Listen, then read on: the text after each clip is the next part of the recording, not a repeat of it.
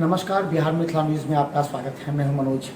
हम बता दें, बिहार में लॉकडाउन की स्थिति कब तक रहेगी, इसे लेकर के अब चर्चा है। सवाल ये है कि पिछली बार 2 बार सरकार ने लॉकडाउन लगाया। एक बार लॉकडाउन लगाया, उसे फिर अवधि को बढ़ा दिया गया। अब जब देखिए केस का जो रेशियो है वो थोड़ा सा कम हो, लेकिन सबसे दुखद 3 दिन पहले दरभंगा की घटना जो है वो पिछले 5-7 दिनों से सबसे अधिक अचानक हो गई और पटना के बाद दरभंगा का नाम दूसरे स्थान पर आ गया। दरभंगा के बाज़ारों में जो स्थिति है वो हम आपको दिखा सकते हैं। आप देख सकते हैं कि लोग पूरी तरह लॉकडाउन को भूल करके बाज़ार में पूर्व की भांति उमड़ पड़े, सब्जी लेने के लिए, सामान खरीदने के लिए। कई लोग ऐसे जो जानबूझकर कोरोना संक्रमण को बढ़ावा दे रहे हैं। बिहार में कोरोना की दूसरी लहर को देखते हुए पहला लॉकडाउन 5 मई से लगाया गया था, जो 15 मई तक प्रभावी था। फिर भी 16 मई से 25 मई तक दूसरा लॉकडाउन लगा। वहीं लॉकडाउन लगने के बाद राज्य भर में कोरोना के संक्रमण में काफी गिरावट आई है। सूत्रों के मुताबिक राज्य सरकार कुछ नई छूट दे सकती है।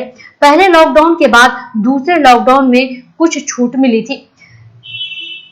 किसानी से संबंधी और निर्माण से संबंधित दुकानों के समय में बदलाव किए गए थे। सूत्रों की माने तो गाइडलाइन में कुछ ही बदलाव किए जाएंगे। सरकार का जोर ग्रामीण इलाके में कोरोना के फैलाव को रोकने पर है।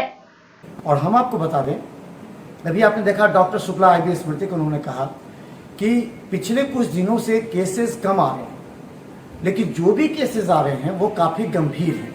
यानी कि होम आइसोलेशन में जो लोग रह रहे हैं वो ऑक्सीजन लेवल उनका फ्लक्चुएट करता है, तो फिर उनको लगता है कि अब वो ठीक हो जाएंगे, ऑक्सीजन लेवल ठीक है।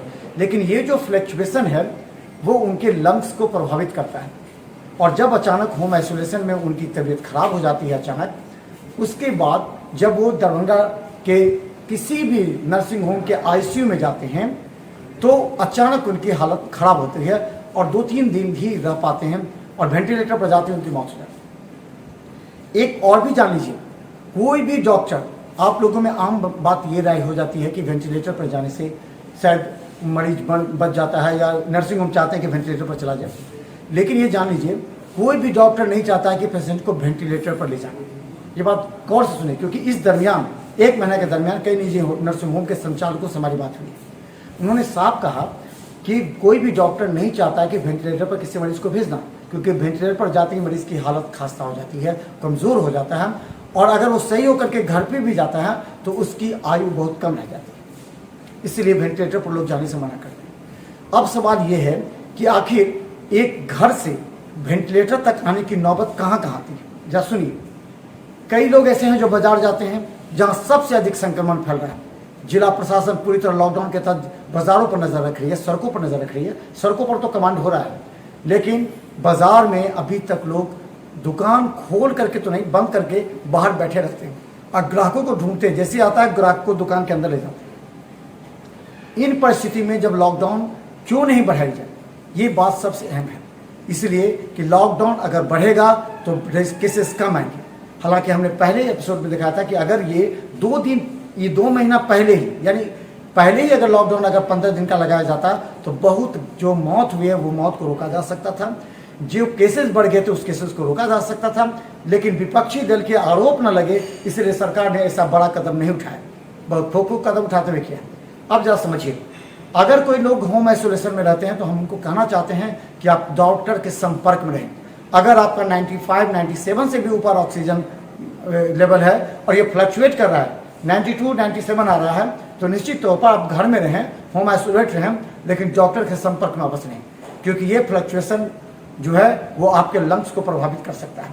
और ऐसी समय में यही व्यक्ति फ्लक्चुएशन को ध्यान नहीं देते, कभी कहते हैं अभी मेरा 97 है, ठीक है, कभी कहते हैं फिर 92 है। ये फ्लक्चुएशन बहुत खराब करता है। ये हम बार बार करें, क्योंकि डॉक्टर शुक्ला के साथ डॉक्टर आर प्रसाद, डॉक्टर जेपी कर्ण, कई डॉक्टर से हमारी बात हुई है लगातार। तो इन लोगों का भी यही कहना है कि ये फ्लक्चुएशन निश्चित तौर पर हार्म पहुंचाता है आपके लंग्स को। ऐसी परिस्थिति में आप डॉक्टर के संपर्क में हैं, फोन पर संपर्क में हैं, उनके द्वारा जो दवा प्रिस्क्राइब किया जाता है उस दवा को निश्चित तौर पर आप इस्तेमाल कर सकते हैं। वरना ये फ्लक्चुएशन अचानक ऑक्सीजन लेवल सीधा 92 से चला आता है 80 तक, 40 तक, 36 तक आ जाता है।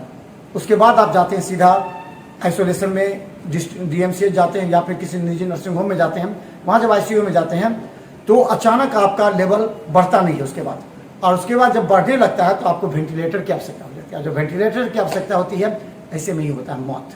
इसलिए हम आप लोगों से, तमाम लोगों से निवेदन करते हैं कि निश्चित तौर पर जब भी आपको लगे कि फ्लक्चुएशन हो रहा है ऑक्सीजन लेवल का, तो निश्चित तौर पर डॉक्टर से संपर्क करें।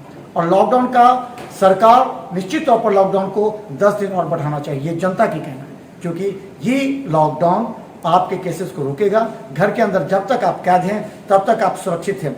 अगर घर से बाहर निकले तो आप फिर समझ सकते हैं कि इस बार का जो संक्रमण है वो आपको बचा नहीं सकता। इसलिए हमारा एक विश्लेषण है कि निश्चित तौर पर लॉकडाउन बढ़ेगी, और इस लॉकडाउन के बढ़ाने के लिए सरकार भी कटिबद्ध है, क्योंकि जनता अभी भी लॉकडाउन का पूरी तरह पालन नहीं कर रही है। 70% लोग ऐसे हैं जो पालन नहीं कर रही है। बाजारों में देखते रहिए बिहार मिथिला न्यूज़ पर। हर अपडेट खबर यूट्यूब में सब्सक्राइब करें।